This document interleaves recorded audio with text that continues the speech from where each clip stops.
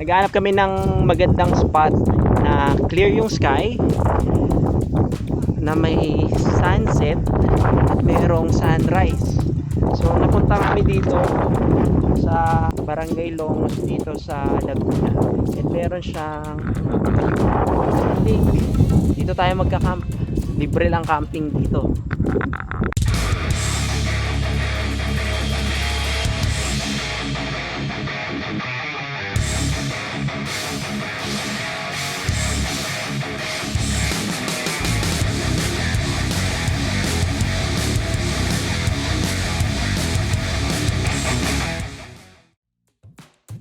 Sa paghahanap namin ng magandang pwesto para sa epic sunset, napunta kami dito sa Barangay Longos, Kalayaan, Laguna.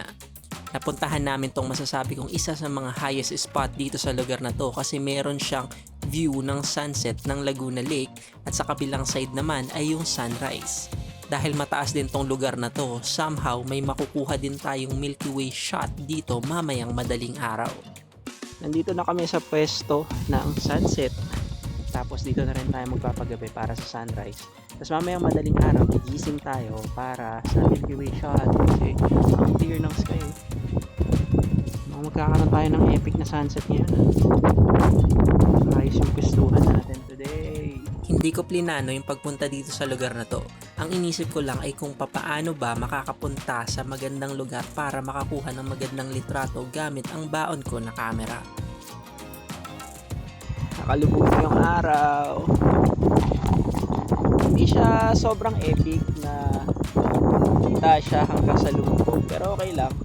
Maganda pa rin naman yung sunset dito. Mukhang magkakaroon ng golden hour. Though wala tayong masyadong subject, pero ayos pa rin.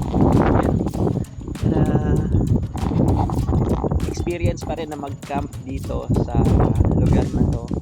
Highest point, ewan, basta mataas eh.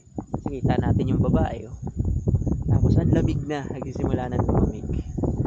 Ayos. Ang sarap lang na may kalayaan ka para makapunta sa mga lugar na tulad nito para kumuha ng litrato.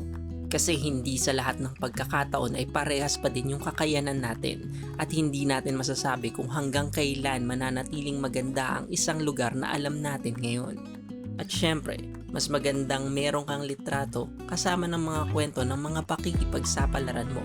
Kasi mas gumaganda ang kwento basta may kasamang litrato, lalo na kung yung litrato ay kuha mo.